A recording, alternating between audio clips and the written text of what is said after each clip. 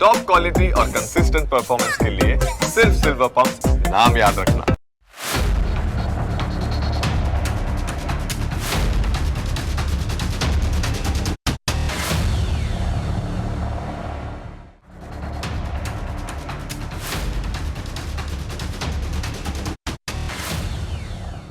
બિહારમાં જંગલરાજના દિવસો પાછા આવી ગયા છે, બલકે જાણે કે શૂટઆઉટની એક સિઝન ચાલી રહી છે.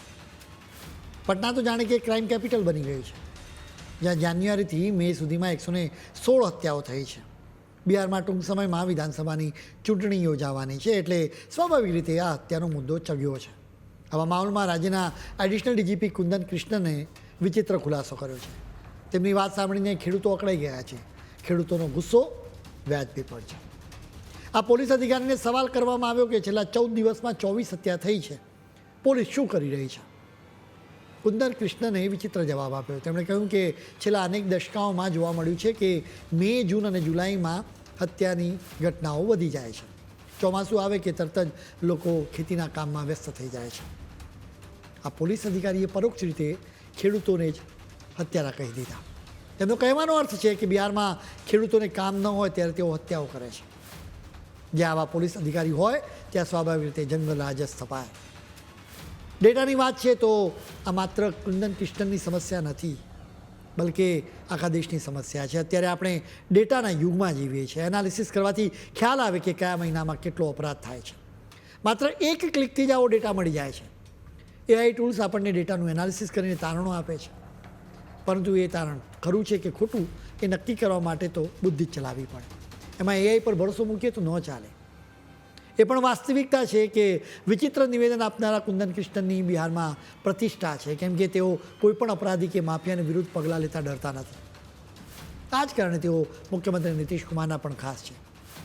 તેઓ તેમના તળ અને ફળ સ્વભાવના કારણે જાણીતા છે. શક્ય છે કે તેમણે નીતિશ કુમારને ખુશ કરવા માટે આવું સ્ટેટમેન્ટ આપ્યું હશે, પરંતુ નીતિશ પણ આ સ્ટેટમેન્ટથી ખુશ નહીં થયા હોય.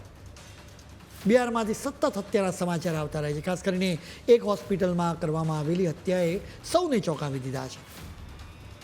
એ જાણે કોઈ ફિલ્મનું સ્ક્રિપ્ટ જેવું લાગે. પટનાની પારસ હોસ્પિટલની આ વાત છે, જ્યાં ગેંગસ્ટર ચંદન મિશ્રાને સારવાર માટે દાખલ કરવામાં આવ્યો હતો. ચંદનની પણ એક હિસ્ટ્રી છે, ગુનાહિત ઇતિહાસ છે. તેના પર ડઝનેક હત્યાઓ કરવાનો આરોપ છે. તેની સામે 24 જેટલા ક્રિમિનલ કેસ નોંધવામાં આવ્યા છે. આ ઘટનાના 3 સીસીટીવી વિડીયો આવ્યા છે. પહેલા વિડીયોમાં જોવા મળે છે કે તૌસીફ સહિતના શૂટર્સ હોસ્પિટલની બહાર એકઠા થયા. તેમણે હત્યા કરવા માટે અહીં પ્લાનિંગ કર્યું. 2 બાઇક્સ પર સવાર થઈને હત્યારાઓ હોસ્પિટલ પહોંચ્યા. શૂટર્સની આ ગેંગને તૌસીફ લીડ કરી રહ્યો હતો. તે પોતાની જાતને બાદશાહ ગણાવતો રહે છે. બીજા વિડીયોમાં જોવા મળ્યું કે તમામ શૂટર્સ કોઈપણ જાત કે ડર વિના હોસ્પિટલ્સના આવ્યા. તેઓ ઇમરજન્સી અને ઓપીડી ગેટથી લઈને સીધા વોર્ડ નંબર 209માં પહોંચ્યા, જ્યાં ચંદનને દાખલ કરવામાં આવ્યો હતો. આ રૂમ અંદરથી લોક નહોતો થઈ શકતો, જેનો ફાયદો ઉઠાવીને હત્યારાઓ વોર્ડમાં ઘૂસીને ગોળીઓ વરસાવી ચંદન મિશ્રાની હત્યા કરી નાખી. ત્રીજા વિડીયોમાં વિક્ટરી સાઇન બતાવીને આ હત્યારાઓ ભાગી ગયા હતા. તૌસીફનો પોતાનો પણ એક ક્રિમિનલ રેકોર્ડ છે. પોલીસ કહે છે કે તૌસીફે તાજેતરમાં જ સોપારી લઈને લોકોની હત્યા કરવાનું કામ શરૂ કર્યું છે. દુશ્મનાવટના કારણે હત્યા કરવામાં આવી હતી. ચંદન મિશ્રા અને શેરુ નામના બીજા એક ગેંગસ્ટર વચ્ચેની દુશ્મનાવટના કારણે હત્યા કરવામાં આવી હતી.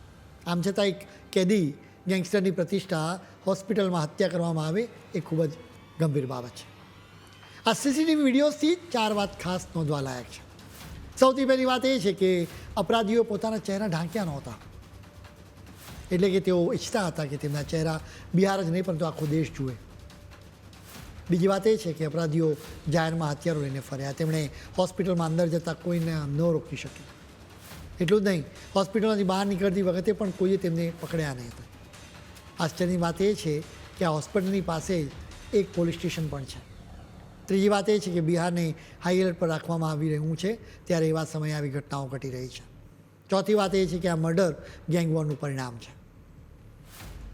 ચંદન મિશ્રાની વાત કરીએ તો તેના પર જેલની અંદરથી અપરાધનું નેટવર્ક ચલાવવાનો પણ આરોપ મૂકવામાં આવ્યો હતો. તેની આખી ગેંગ હતી. પટનાની બેઉર જેલમાં તે કેદ હતો. આ જેલમાંથી પટનાના બિઝનેસમેન ગોપાલ ખેમકાની હત્યાનું કાવતરું રચવામાં આવ્યું હતું. એક પછી એક લિંકને જોડવાથી કદાચ ચંદન મિશ્રાની ભૂમિકા હોવાનું બહાર આવી શકે છે. બિહારમાં એક પછી એક હત્યાઓ લાલુ પ્રસાદના રાજમાં હત્યાઓની યાદ અપાવે છે. એ સમયે ખુદ લાલુના પરિવારજનો જ ગંભીર અપરાધોમાં સામેલ હતા, જેને લઈને કેસીસ પણ દાખલ કરવામાં આવ્યા છે. એ સમયે સરકારમાં રહેલા લોકો જ અપરાધો કરતા હતા, એટલે જ એને જંગલરાજ કહેવામાં આવતું હતું. અત્યારે બિહારમાં હત્યાઓનો સિલસિલો ચાલી રહ્યો છે, એટલે કહેવામાં આવી રહ્યું છે કે બિહારમાં ફરી જંગલરાજ આવ્યું છે. બિહારમાં અપરાધોનું પ્રમાણ વધ્યું હોવાની વાત નકારી ન શકાય, જેનાથી સુશાસન બાબુ તરીકેની નીતિશની પ્રતિષ્ઠાને હાનિ પણ પહોંચી શકે છે. એ વાતનો ઇનકાર કરી જ ન શકાય. બિહારમાં ગજબ વિચિત્ર પરિસ્થિતિ સર્જાઈ છે. આરજેડી હત્યાઓની વાત કરે એટલે નીતિશની પાર્ટી જેડીયુના નેતાઓ લાલુના જંગલરાજની યાદ અપાવે છે. એટલે કે એ જાણે અરીસામાં મોઢું બતાવવા જેવું છે. નીતિશ કુમાર પહેલી વખત નવેમ્બર 2005માં સત્તા પર આવ્યા હતા. ત્યારથી જ બિહારમાં સ્થિતિ બદલાઈ ગયું. ઓછામાં ઓછું લાલુના જંગલરાજની જેમ સરકારમાં રહેલા લોકો તો ગંભીર અપરાધો નથી જ કરતા. બિહારમાં અત્યારે નીતિશની જેડીયુની સાથે બીજેપી સત્તામાં છે, એટલે સ્વાભાવિક રીતે હત્યાઓ બાદ બીજેપી પણ નીતિશ બાબુનો બચાવ કરવા લાગી છે. બીજેપીના નેતાઓ કહે છે કે 2005થી અત્યાર સુધીનો ઇતિહાસ છે કે વિધાનસભાની ચૂંટણીના બરાબર 6 મહિના પહેલાં હત્યાઓનું પ્રમાણ વધી જાય છે. તેઓ એવું પણ આરોપ મૂકી રહ્યા છે કે બિહાર સરકારને ઇરાદાપૂર્વક બદનામ કરવા માટે જ આ હત્યાઓ કરવામાં આવે છે. એટલું નહીં, આ તમામ હત્યાઓમાં ક્યાંક ને ક્યાંક આરજેડીની સાથે જોડાયેલા માણસો સંડોવાયેલા હોય છે. બિહારમાં હત્યાઓનો સિલસિલો ખરેખર ચિંતાજનક છે. આપણે હકીકત સ્વીકારવી રહી કે આ રાજ્યોમાં વર્ષો સુધી માઇનિંગ માફિયા અને સેન્ડ માફિયા સહિત જાત જાતના માફિયાઓ એક્ટિવ રહ્યા છે. તેમની વચ્ચે ગેંગવોર પણ થતા જ રહે છે. કેટલાક લોકો તો કહી રહ્યા છે કે નીતિશ બાબુને અત્યારે ઉંમર થઈ ગઈ છે, તેઓ 74 વર્ષના થઈ ગયા છે. લગભગ 2 દશકથી શાસન ચલાવીને તેઓ થાકી ગયા છે. માફિયાઓ ધરાવતું રાજ્ય સંભાળવું હવે તેમના માટે મુશ્કેલ બની રહ્યું છે. હત્યાઓથી નીતિશની પ્રતિષ્ઠાને આઘાત લાગ્યો છે, ત્યારે સવાલ એ છે કે શું એનાથી તેજસ્વી યાદવને કોઈ ફાયદો થશે? અમને એવી શક્યતા લાગતી નથી, કેમ કે તેજસ્વીનો ચહેરો હજી પણ બિહારના લોકોને લાલુ રાજની યાદ અપાવે છે. ખાસ કરીને વડીલો અને મધ્યમ વર્ગના મતદાતાઓ એ સમયને કદી ભૂલી નહીં શકે. નીતિશની વિરુદ્ધ ભલે લોકોનો ગુસ્સો વધ્યો હોય, પરંતુ તેજસ્વીની એનો ફાયદો થાય એવી કોઈ ગેરંટી નથી. બિહારના લોકો વધારે પડતા રાજકારણ અને જાતિવાદથી કંટાળી ગયા છે. ભારતના બીજા રાજ્યોની જેમ તેઓ પણ વિકાસ કરવા ઈચ્છે છે. અમે સ્પષ્ટપણે માનીએ છીએ કે તેઓ પણ એના માટે હકદાર છે. તેઓ પણ બુલેટ ટ્રેનની સ્પીડથી વિકાસ કરે એવી આશા આપણે રાખી શકીએ.